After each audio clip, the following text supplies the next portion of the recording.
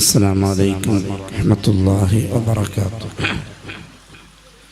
بسم الله والحمد لله الصلاة والسلام على أشرف المرسلين وعلى آله وصحبه أجمعين، أما بعد، فأعوذ بالله من الشيطان الرجيم. بسم الله الرحمن الرحيم. إن الله وملائكته يصلون على النبي يا أيها الذين آمنوا صلوا عليه وسلموا تسليما.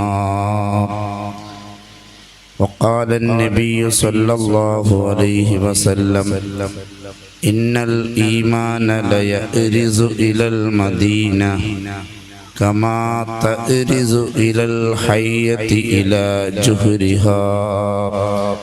يا ربي بالمصطفى بلغ مقاصدنا واغفر لنا ما مضى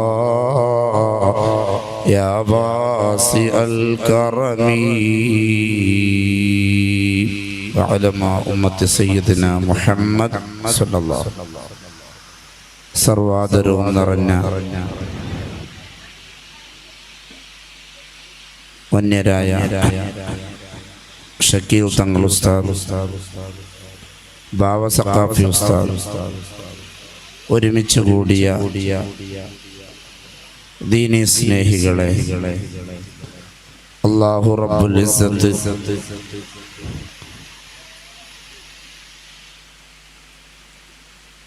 ഖൈറായ എല്ലാ കാര്യങ്ങളിലും സംഗമിക്കാൻ അല്ലാഹു നമുക്ക് തൗഫീഖ് നൽകുമാറാവട്ടെ.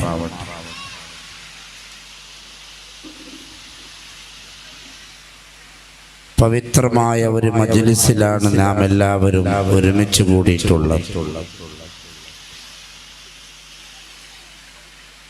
വിശുദ്ധമായ ബുർഹുദ എന്ന ഹബീബായ മുത്തുനബി സല്ലല്ലാഹു അലൈഹി വസല്ലമ തങ്ങളെ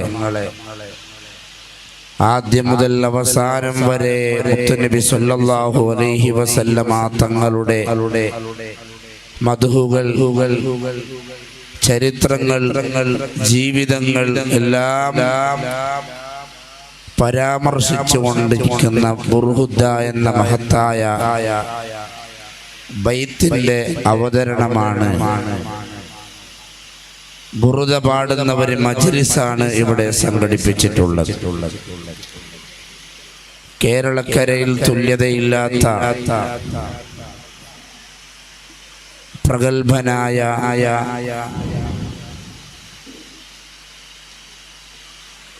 വന്യരായ ഫാളിലി ഉസ്താദ് അവർകളാണ് ബുറുദക്ക് നേതൃത്വം നൽകുന്നത്.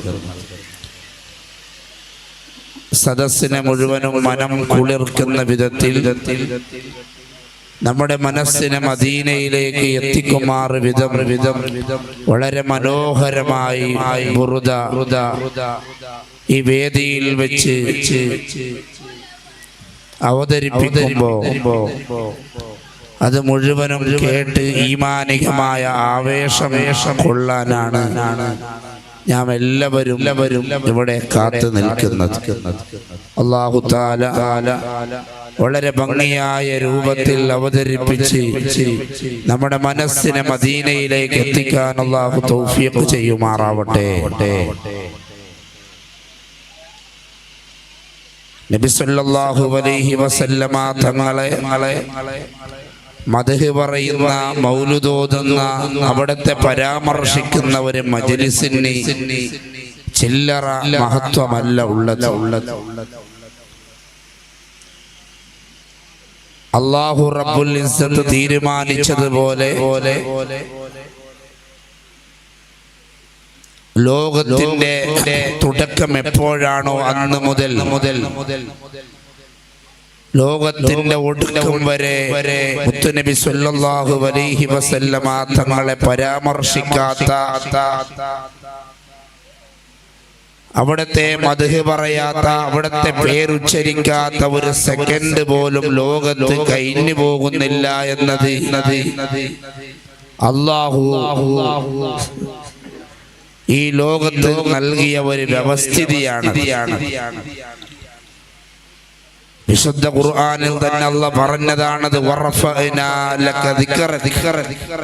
നബിയേ, അങ്ങയുടെ പ്രശംസ, അങ്ങയുടെ പോരിശ, അങ്ങയുടെ മദ്ഹ്, അങ്ങയുടെ പരാമർശം ഞങ്ങൾ ഉയർത്തിയിരിക്കുന്നു നബിയേ. അഥവാ ഖിയാമത്ത് നാൾ വരെ ഒരു സെക്കൻഡ് ഇടതടവില്ലാതെ ലോകത്ത് അത് സംഭവിച്ചുകൊണ്ടേ ഇരിക്കുകയാണ്. അല്ലാഹുവിന്റെ സംവിധാനം, വ്യവസ്ഥ അങ്ങനെയാണ്. ഞാൻ അറിയുന്നത് പോലെ നിങ്ങൾ നോക്ക്, ഒരു ദിവസം 5 വഖത്ത് പള്ളി മിനാരങ്ങളിൽ നിന്ന് ബാങ്ക് കൊടുക്കുമ്പോ അശ്ഹദു അന്ന മുഹമ്മദർ റസൂലുള്ളാഹ്, ഒരു നാട്ടിൽ ഒരു സെക്കൻഡ് പോലും ഒഴിവില്ലാതെ ബാങ്ക് നടന്നുകൊണ്ടേയിരിക്കുകയാണ്. ഒരു മനുഷ്യന് ഇസ്ലാമിലേക്ക് കടന്നു വരുമ്പോഴും അവന്റെ നാവ് കൊണ്ട് ചൊല്ലൽ നിർബന്ധമായ ഒരു കലിമത്താണ് അശ്ഹദു അന്ന മുഹമ്മദർ റസൂലുള്ളാഹ്. 5 വഖത്ത് നിസ്കാരവും റബ്ബിലേക്ക് സ്വീകരിക്കപ്പെടണമെങ്കിൽ ആ 5 വഖത്ത് നിസ്കാരത്തിലും നിർബന്ധമായും ചൊല്ലേണ്ടതാണ് അസ്സലാമു അലൈക അയ്യുഹൻ നബിയ്യു. ഇങ്ങനെ അല്ലാഹു നിർബന്ധമാക്കി ഏത് അനുഷ്ഠാന വിശ്വാസ കാര്യങ്ങളുണ്ടോ അതേതെടുത്ത് പരിശോധിച്ചാലും അവിടെ ഒരു പേര് പരാമർശിക്കാതെ ഒരു അമലും റബ്ബിലേക്ക് എത്തിപ്പെടുന്നില്ല. ആരുടെ പേരാണത്? ഷഫീഉനാ മുഹമ്മദുർ റസൂലുള്ളാഹി സ്വല്ലല്ലാഹു അലൈഹി വസല്ലം. അതുകൊണ്ടാണ് ഇമാം ശാഫിഈ റളിയല്ലാഹു അൻഹു തന്റെ കിതാബായ റിസാലയുടെ തുടക്കത്തിൽ പറഞ്ഞത്, ഒരു മുസ്ലിമായ മുഅ്മിനായ മനുഷ്യനിക്ക് ഏതെങ്കിലും ഒരു നന്മ അവനിക്ക് ലഭിക്കുന്നുണ്ടോ, ഏതെങ്കിലും ഒരു തിന്മ അവനിൽ നിന്ന് ഇല്ലാതാകുന്നുണ്ടോ, എല്ലാം ആര് മുഖേനയാണത്? ഷഫീഉനാ മുഹമ്മദുർ റസൂലുള്ളാഹി സ്വല്ലല്ലാഹു അലൈഹി വസല്ലം. അല്ലാഹുവിന്റെ റസൂലിന്റെ ഇടപെടലില്ലാതെ, റസൂലുള്ളാഹിന്റെ ഒരു മധ്യവർത്തിയായി മുത്തുനബി സ്വല്ലല്ലാഹു അലൈഹി വസല്ലമ തങ്ങളില്ലാതെ ലോകത്ത് ഒന്നും സംഭവിക്കുന്നില്ല എന്നതാണ്. ആദം നബി അലൈഹിസ്സലാം മനുഷ്യോൽപത്തി മുതൽ തന്നെ നമുക്ക് ഉദാഹരണങ്ങൾ പറയാൻ കഴിയും. ആദം നബി അലൈഹിസ്സലാമിനെ സ്വർഗത്തിൽ നിന്ന് എന്തോ കാരണത്താൽ പുറത്തായി കടന്നു വന്നപ്പോ, സ്വർഗത്തിൽ നിന്ന് ദുനിയാവിലേക്ക് കടന്നു വന്നപ്പോൾ തന്നെ അർശിന്റെ മുകളിലേക്ക് നോക്കി ആദം നബി അലൈഹിസ്സലാം ദുആ ചെയ്തു, അല്ലാഹുമ്മ ഗഫിർ ബിഹഖി മുഹമ്മദിൻ സ്വല്ലല്ലാഹു അലൈഹി വസല്ലം. നബിയേ, അല്ലാഹുവേ എനിക്ക് പൊറുത്തു തരണേ അല്ലാഹ്. പ്രവാചക ശൃംഖലയിലെ ആദ്യത്തെ പ്രവാചകനായ ആദം നബി അലൈഹിസ്സലാമിന്റെ ദുആയാണത്. റബ്ബനാ ളലംനാ അൻഫുസനാ എന്ന ആയത്തിന്റെ തഫ്സീറിൽ എല്ലാ മുഫസ്സിരീങ്ങളും ഈ സംഭവം കൊണ്ടുവരുന്നുണ്ട്. അല്ലാഹുമ്മ ഗഫിർ ബിഹഖി മുഹമ്മദിൻ സ്വല്ലല്ലാഹു അലൈഹി വസല്ലം. അല്ലാഹുവേ, എനിക്ക് പൊറുത്തു തരണേ മുഹമ്മദ് നബിയുടെ ഹക്ക് കൊണ്ട്. അപ്പോഴല്ലേ അല്ലാഹ് ചോദിച്ചത്, അല്ലാതെ എങ്ങനെയാണ് മുഹമ്മദ് എന്ന പേര്, അദ്ദേഹത്തെ എങ്ങനെയാണ് നിനക്ക് അറിഞ്ഞത്? അപ്പോഴാണ് ആദം നബി അലൈഹിസ്സലാമിന്റെ മറുപടി, എന്നെ സ്വർഗത്തിൽ നിന്ന് പുറത്താക്കിയപ്പോ ഞാൻ അർശിലേക്ക് നോക്കി, അർശിന്റെ മുകളിൽ എഴുതി വെച്ചിട്ടുണ്ട് ലാ ഇലാഹ ഇല്ലല്ലാഹ് മുഹമ്മദുർ റസൂലുള്ളാഹ് സ്വല്ലല്ലാഹു അലൈഹി വസല്ലം. നിന്റെ പേരിന്റെ അടുത്ത് മറ്റൊരാളെ പേര് ചേർത്ത് വെച്ചിട്ടുണ്ടെങ്കിൽ അത് നീ ഇഷ്ടപ്പെട്ട ആളായിരിക്കുമെന്ന് ഞാൻ ഉറപ്പിച്ചു. അതുകൊണ്ട് ആ മഹാനവർ ആ വ്യക്തിയെ മുന്നിൽ വെച്ചുകൊണ്ടിതാ ഞാൻ ദുആ ചെയ്യുന്നു എന്ന് ആദം നബി അലൈഹിസ്സലാം പറഞ്ഞപ്പോൾ അല്ലാഹ് പറഞ്ഞതാണ്, ആ മുഹമ്മദ് നബിയെ പടച്ചില്ലായിരുന്നുവെങ്കിൽ ആദമേ നിങ്ങളെ പടക്കുമായിരുന്നില്ല, ഈ ലോകത്തെ മുഴുവനും പടക്കുമായിരുന്നില്ല. അതുകൊണ്ട് ഒരു കാര്യം ഉറപ്പാണ് പ്രിയമുള്ളവരെ, ഈ ലോകത്തെ തന്നെ പടക്കാൻ കാരണം ശഫീഉനാ മുഹമ്മദുർ റസൂലുള്ളാഹി സ്വല്ലല്ലാഹു അലൈഹി വസല്ലം. അനന്ത വിശാലമായ വിഹായസിനെ പടക്കാൻ കാരണക്കാരൻ ശഫീഉനാ മുഹമ്മദുർ റസൂലുള്ളാഹി സ്വല്ലല്ലാഹു അലൈഹി വസല്ലം. ആ വിഹായസിൽ മിന്നി തിളങ്ങുന്ന അനന്തകോടി നക്ഷത്രങ്ങളെ പടക്കാൻ കാരണക്കാരൻ ശഫീഉനാ മുഹമ്മദുർ റസൂലുള്ളാഹി സ്വല്ലല്ലാഹു അലൈഹി വസല്ലം.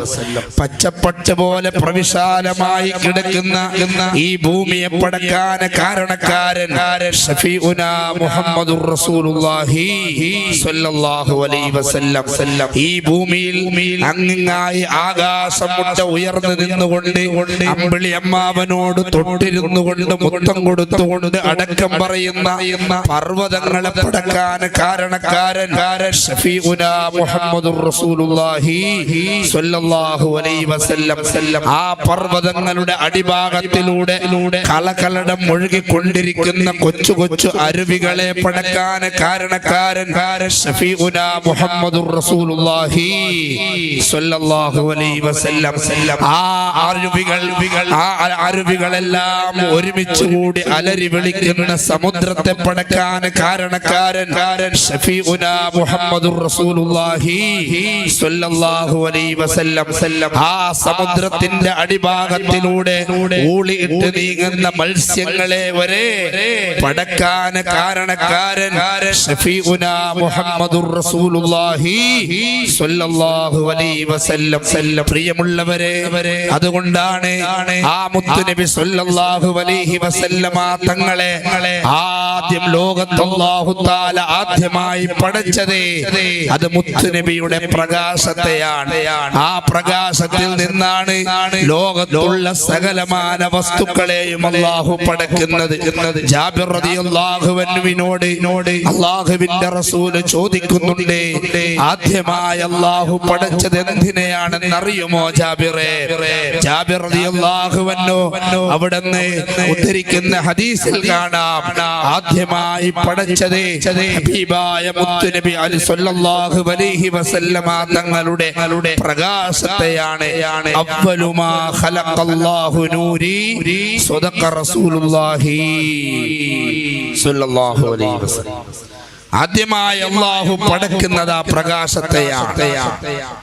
ആ പ്രകാശത്തിൽ നിന്നാണ് അല്ലാഹു ലോകത്തുള്ള മുഴുവൻ വസ്തുക്കളെയും പടക്കുന്നത്.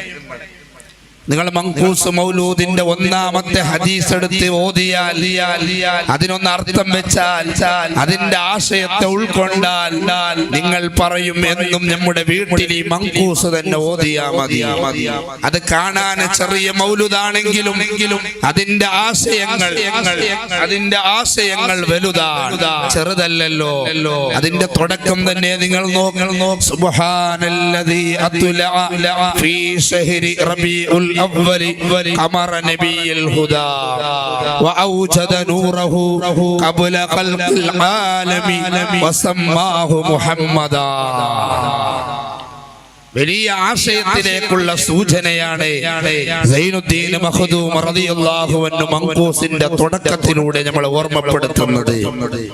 എപ്പോഴാണ് സുബ്ഹാനല്ലാഹ് പറയാ? ഒരു അത്ഭുതം സംഭവിക്കുമ്പോഴാണ്.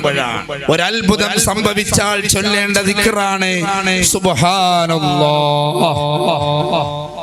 സുബ്ഹാനല്ലദീ അത്ലഅ ഫീ ശഹരി റബീഉൽ അവ്വൽ റബീഉൽ അവ്വലിൽ ഉദയം ചെയ്ത റബീഉൽ അവ്വലിൽ അല്ലാഹു ഉദിപ്പിച്ച റബീഉൽ അവ്വലിൽ ഉദിപ്പിച്ച അല്ലാഹു പരിശുദ്ധനാണ്.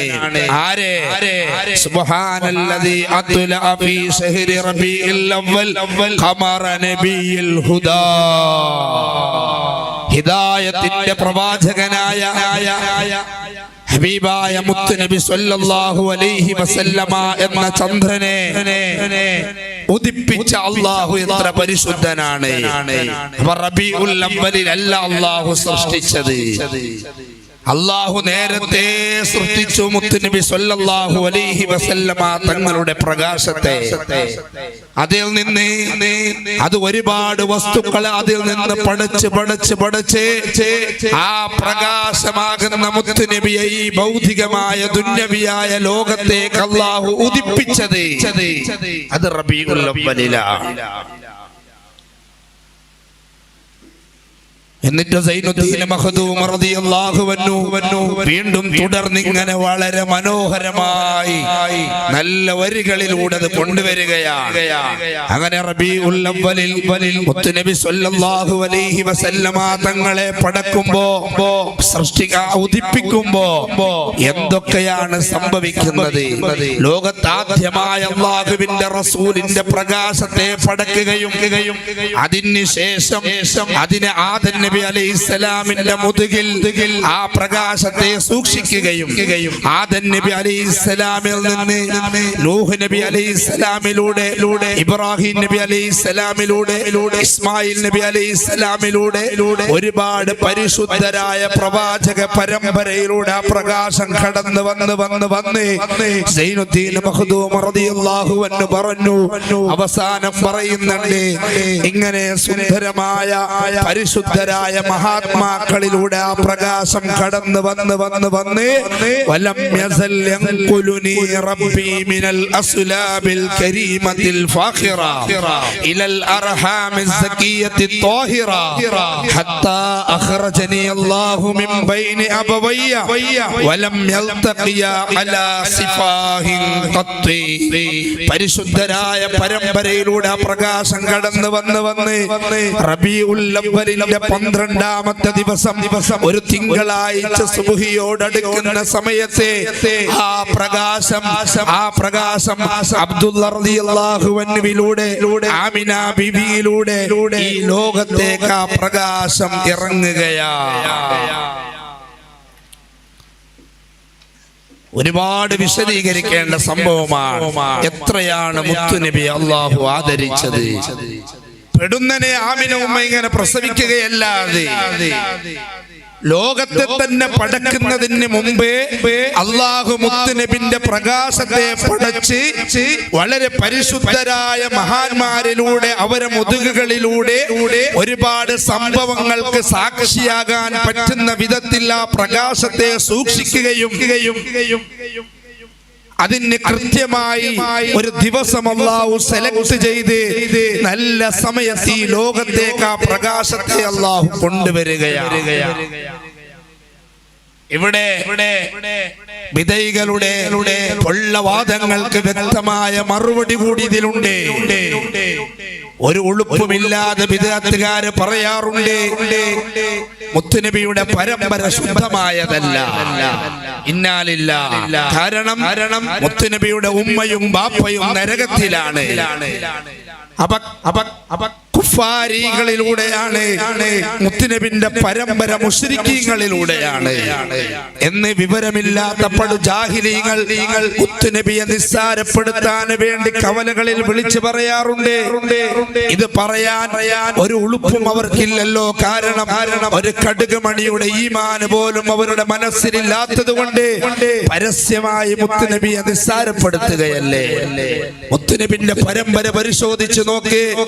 ഈമാനുള്ള യഥാർത്ഥ ശുദ്ധന്മാരായ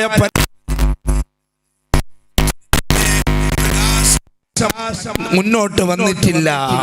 ശുദ്ധമായ പരമ്പര. ബുഖാരിയിൽ ഒരു ഹദീസിൽ കാണാം, ഇബ്രാഹിം നബി അലൈഹിസ്സലാം നബിന്റെ ഉപ്പാപ്പയാ, പരമ്പരയിൽപ്പെട്ട പ്രവാചകൻ ഇബ്രാഹിം നബി അലൈഹിസ്സലാം. ഇബ്രാഹിം നബി അലൈഹിസ്സലാമിന്റെ മകനാണല്ലോ ഇസ്മായിൽ നബി അലൈഹിസ്സലാം. ഒരവസരത്തിൽ ഇസ്മായിൽ നബി അലൈഹിസ്സലാം ഒരു വിവാഹം ചെയ്ത് ദിവസങ്ങൾ പിന്നിടുമ്പോ ഇസ്മായിൽ നബിന്റെ വാപ്പ ഇബ്രാഹിം നബി മരുമകളെ കാണാൻ വരികയാണ്. മകന്റെ ഭാര്യയെ വീട്ടിലേക്ക് വന്ന്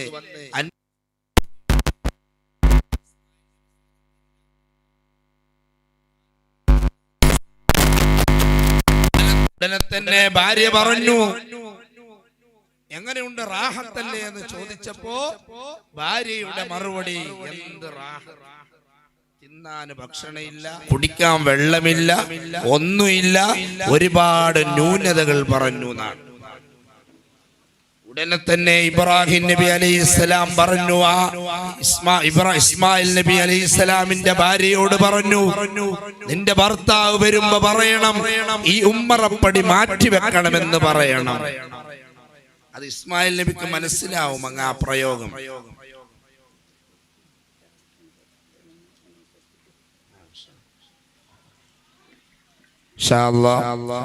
ആകാംക്ഷയോടെ കാത്തിരിക്കുന്ന വന്യരായ ഫാദിലി ഉസ്താദ്, കേരളക്കര കണ്ട ഏറ്റവും വലിയ ബുറൂദയുടെ അമീർ, ആയിരക്കണക്കിന് ജനമനസ്സുകളെ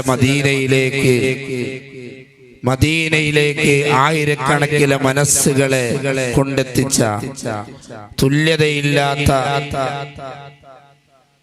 ബുർദയുടെ സുന്ദരമായ വരികളെ സമൂഹത്തിന് സമർപ്പിച്ച, എല്ലാവരാലും പ്രശംസ നേടിയ, ഒരുപാട് രോഗങ്ങൾക്ക് തന്റെ ഊത്തുകൊണ്ട് മന്ത്രം കൊണ്ട് ശിഫ നൽകിയ വന്യരായ ഫാദിലി ഉസ്താദ് നിമിഷങ്ങൾക്കുള്ളിൽ ഇവിടേക്ക് കടന്നു വരും. അപ്പുറത്തിരിക്കുന്ന അല്ലെങ്കിൽ പരിസരത്ത് നിൽക്കുന്ന മുഴുവൻ ആളുകളും ഇതൊരു വലിയ ഇബാദത്തിന്റെ സദസ്സാണ്.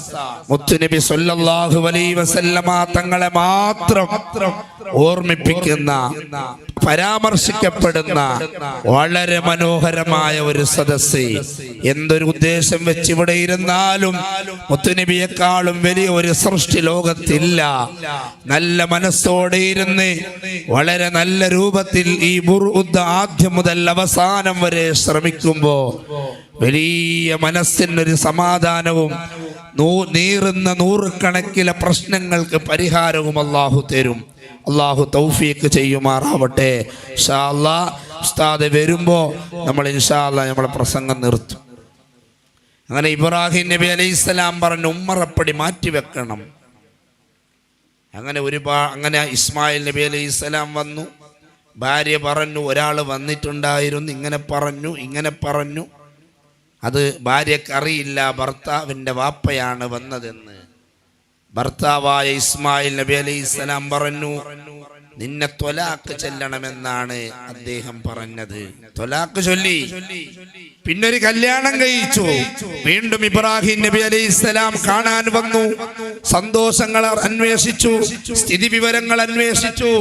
ഉടനെ തന്നെ ഭാര്യ പറഞ്ഞു, പാവപ്പെട്ട ഫാമിലിയാണ്, പക്ഷേ ഭാര്യ പറഞ്ഞു, അൽഹംദുലില്ലാഹ്, തിന്നാൻ ഇറച്ചി, കുടിക്കാൻ പാല്.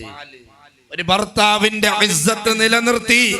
ഉടനെ തന്നെ ഇബ്രാഹിം നബി അലൈഹിസ്സലാം പറഞ്ഞു, ഈ ഉമ്മറപ്പടി നിലനിർത്താൻ പറയണം.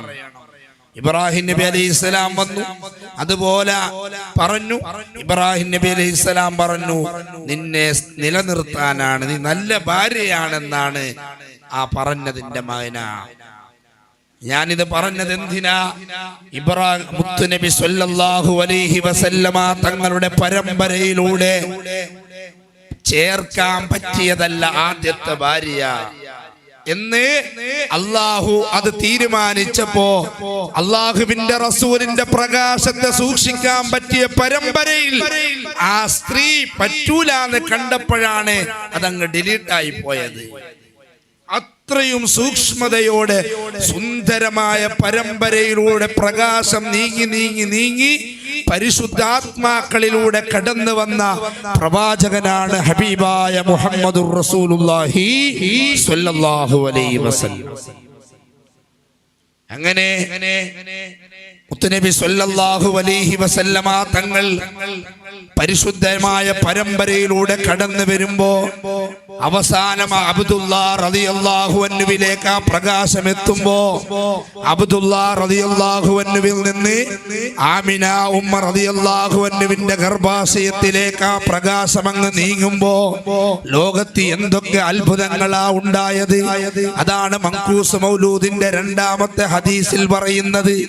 എന്തൊക്കെ ഫുതിഹ അബ്വാബുൽ ജിനാൻ വതസയ്യനതിൽ ഹൂർ വൽ വിൽദാൻ വദുഖത് ബശായിറുൽ അഫ്റാഹ് വസഹറത് കവാകിബുസ് സബാഹ് വനാദാ മുനാദിൻ ഫിസ് സമാഇ വൽ അർളി അലാ ഇന്നൻ നൂറൽ മക്നൂന മിൻഹു. ഇങ്ങനെ തുടങ്ങി ആമിന ഉമ്മാന്റെ ഗർഭാശയത്തിൽ നിന്ന് ആ അബ്ദുള്ള റളിയല്ലാഹു അൻഹുവിന്റെ മുതുകിൽ നിന്ന് ആമിന ഉമ്മാന്റെ ഗർഭാശയത്തിലേക്ക് ആ പ്രകാശം അങ്ങ് ബന്ധപ്പെടലിലൂടെ നീങ്ങുമ്പോ എന്തൊക്കെ അത്ഭുതങ്ങളാണ്. അത് തന്നെ ആമിന ഉമ്മ ഒന്നാമത്തെ ഗർഭം ചുമന്ന് ഒന്നാമത്തെ മാസമാകുമ്പോ, രണ്ടാമത്തെ മാസമാകുമ്പോ, മൂന്നാമത്തെ മാസമാകുമ്പോ ഒരുപാട് പ്രവാചകന്മാരെ കടന്നു വരികയാണ്. ആമിനയുമ്മയോട് സന്തോഷ വാർത്ത പറയുകയാണ്. ജിബ്രീൽ അലൈഹിസ്സലാം വരുന്നുണ്ട്, മൂസാ നബി അലൈഹിസ്സലാം വരുന്നുണ്ട്, ഇബ്രാഹിം നബി അലൈഹിസ്സലാം വരുന്നുണ്ട്. ഓരോരോ പ്രവാചകന്മാർ ഓരോരോ മാസമാകുമ്പോ ആമിന ഉമ്മാന്റെ അടുത്ത് വന്ന് സന്തോഷ വാർത്ത അറിയിക്കുന്നുണ്ട്. അവസാനം 9ാമത്തെ മാസമായപ്പോ അവിടുന്ന് വീണ്ടും മലായികകൾ വന്ന് ഒരുപാട് സന്തോഷ വാർത്തകൾ അറിയിച്ച് തിങ്കളാഴ്ച സുബ്ഹിയോടടുക്കുന്ന സമയത്ത് ആമിന ഉമ്മാന്റെ അടുത്ത് സഫായി മലായികകൾ ഒരുമിച്ച് കൂടി. വളരെ നല്ല സമയത്ത് ആമിന ഉമ്മ മുത്തുനബി സ്വല്ലല്ലാഹു അലൈഹി വസല്ലമ തങ്ങളെ ഈ ലോകത്തേക്ക് പ്രസവിക്കുകയാണ്. അല്ലാഹു തആല മുത്തുനബിയുടെ ബർക്കത്ത് കൊണ്ട് അല്ലാഹു തആല നമ്മുടെ ജീവിതം അല്ലാഹു ഖൈറിലാക്കി തരട്ടെ. ജനിച്ചപ്പോൾ നടന്ന ഇതുവരെ പറഞ്ഞത് ജനിക്കുന്നതിന് മുമ്പ് തന്നെ ഗർഭാശയത്തിൽ ഉണ്ടാകുമ്പോൾ തന്നെ ഒരുപാട് അത്ഭുതങ്ങൾ. 9 മാസം പൂർത്തിയായി പ്രസവ വേദന വരാൻ തുടങ്ങുന്ന സമയത്ത് തന്നെ പ്രസവ വേദന ഒന്നും ഉണ്ടായില്ല. ഒരു പക്ഷി വന്ന് ആമിന ഉമ്മാന്റെ വയറിൽ ഇങ്ങനെ തടവി. ഇതൊക്കെ മങ്കൂസ് മൗലൂദിൽ ഉള്ളതാണ്. ഇത്രയും മഹത്വം നിറഞ്ഞ ഒരു മൗലൂദ് ഒരു വീട്ടിൽ ഇങ്ങനെ ഓതിയാൽ ആ വീട്ടിൽ എന്ത് ബർക്കത്തായിരിക്കും. അതുകൊണ്ടല്ലേ എന്ത് ചടങ്ങ് നടക്കുമ്പോഴും ഓതുന്ന മൗലൂദ് മങ്കൂസ് മൗലൂദാ. എന്തുകൊണ്ടാ? അതിന്റെ ആദ്യത്തെ ഹർഫ് മുതൽ അവസാനത്തെ ഹർഫ് വരെ അത്ഭുതപ്പെടുത്തുന്ന മുത്തുനബിന്റെ മഹത്വമല്ലേ അത്. അതുകൊണ്ടല്ലേ മക്കയിൽ ദർസ് നടത്തിയിരുന്ന ഇബ്നു ഹജറുൽ ഹൈതമി റളിയല്ലാഹു അൻഹുവിന്റെ ശിഷ്യൻ കേരളക്കരയിലേക്ക് ഇസ്ലാമിക പ്രബോധനവുമായി കടന്നു വന്ന സൈനുദ്ദീൻ മഖ്ദൂം റളിയല്ലാഹു അൻഹു അത്രയും നല്ലൊരു മൗലൂദ് ഈ ലോകത്തേക്ക് ഈ സമൂഹത്തിന് സമർപ്പിച്ചത്. ജനിച്ചാൽ ഉടനെ നടന്ന സംഭവങ്ങളോ വലദതുഹു മഖ്തൂനം വ മഖ്ഹൂലൻ കമാ ഖദ് ജാഅ ഫിൽ ഖബരി സ്വഹീഹിൽ മുസ്നദു യാ റബ്ബി സ്വല്ലി മുൻജിൽ ഖലായിഖി മിൻ ജഹന്നമ ഫീ ഗദീം. നബി ജനിക്കുമ്പോൾ തന്നെ എന്തൊരത്ഭുതമാണ്. ചേലാകർമ്മം ചെയ്തവരായ നിലക്ക് ജനിക്കുന്നു. ഷഫീഖുനാ റസൂലുള്ളാഹി സുർമയിട്ടവരായ നിലക്ക് ജനിക്കുന്നു. ഷഫീഖുനാ റസൂലുള്ളാഹി ഇങ്ങനെ എത്ര അത്ഭുതത്തോടെ ജനിക്കുകയാണ്. ജനിക്കുമ്പോൾ തന്നെ വിശുദ്ധമായ മക്കയിൽ ഇന്നലകളിൽ നടന്നുകൊണ്ടിരുന്ന മുശ്രിക്കീങ്ങളുടെ എല്ലാ തോന്നിവാസങ്ങളും അവരുടെ കേന്ദ്രങ്ങളിലും എന്തൊക്കെ അത്ഭുതങ്ങളാ സംഭവിക്കുന്നത്. കിസ്റ കൈസറിന്റെ കോട്ടക്കൊത്തളങ്ങൾ തകർന്നു വീഴുകയല്ലേ. അതുപോലെ തന്നെ സാവതടാകം അങ്ങ് അഗ്നി അത് കെട്ടുപോവുകയല്ലേ. ഒരുപാട് അത്ഭുതങ്ങൾ അങ്ങ് സംഭവിക്കുകയല്ലേ. മക്കയിൽ വിഗ്രഹങ്ങളിലേക്ക് നോക്കി പൂജിച്ചു കൊണ്ടിരുന്ന മക്ക മുശ്രിക്കീങ്ങൾക്ക് മുന്നിൽ അവരുടെ വിഗ്രഹങ്ങൾ അങ്ങ് തലകുത്തി വീഴുകയല്ലേ. ഇതെല്ലാം സംഭവിക്കുന്നത് മുത്തുനബി ജനിക്കുന്ന നിമിഷത്തിലാണ്. ജനനവും ജീവിതവും യൗവനവും കൗമാരവും ബാല്യവും യുവത്വവും എല്ലാം അത്ഭുതത്തിന്റെ അത്ഭുതമാണ് മുഹമ്മദുർ റസൂലുള്ളാഹി. അങ്ങനെ ജനിച്ച് ചെറിയ പ്രായത്തിൽ തന്നെ വളരുമ്പോൾ തന്നെ എന്തൊരത്ഭുതമാണ്.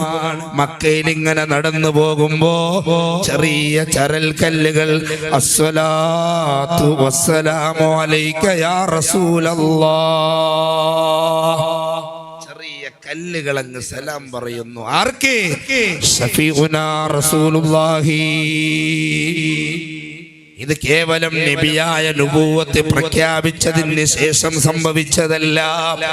40 വയസ്സിന് മുമ്പ് അള്ളാന്റെ റസൂല് തന്നെ പറഞ്ഞില്ലേ, 40 വയസ്സിന് മുമ്പ് എനിക്ക് സലാം പറഞ്ഞിരുന്ന കല്ലിനെ എനിക്ക് പരിചയമുണ്ട്.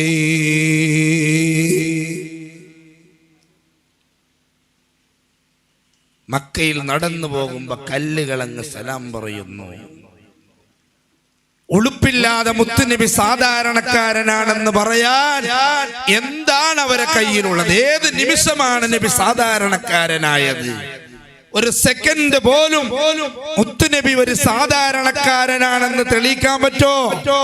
ജീവിതത്തിന്റെ ജനനം മുതൽ ജനിക്കുന്നതിന് മുമ്പ് തന്നെ വഫാത്തിലും വഫാത്തിന്റെ ശേഷവും അസാധാരണ വ്യക്തിത്വത്തിന്റെ ഉടമയാണ് ശഫീഉനാ റസൂലുള്ളാഹി. മരങ്ങളെ മാടി വിളിച്ചില്ലേ, അതിന്റെ വേര് പിഴുത് ആ മരങ്ങൾ അടുത്തേക്ക് വന്നില്ലേ. ഇന്നും മക്കയിൽ കാണാം മസ്ജിദ് ഷജറ. എന്താ പള്ളിക്ക് അങ്ങനെ പേര് വന്നത്? അള്ളാന്റെ റസൂല് മാടി വിളിച്ചപ്പോ വേറുകൾ പിഴുതി മരങ്ങൾ മുത്തുനബിന്റെ അടുത്തേക്ക് വന്നില്ലേ. ആ സംഭവം നടന്ന സ്ഥലത്ത് നിന്ന് പള്ളി ഉണ്ടാക്കിയപ്പോ പള്ളിക്ക് വെച്ച പേരാണ് മസ്ജിദ് ഷജറ.